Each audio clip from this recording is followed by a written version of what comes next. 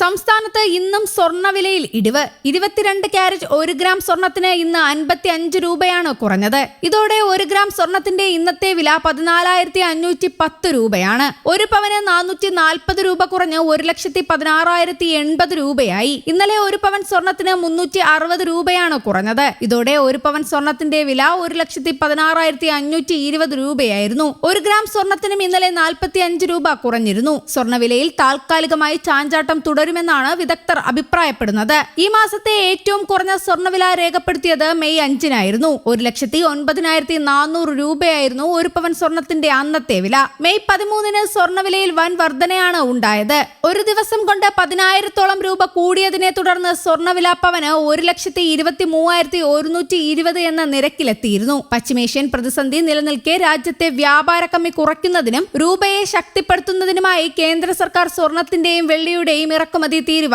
15% ഉയർത്തിയിരുന്നു.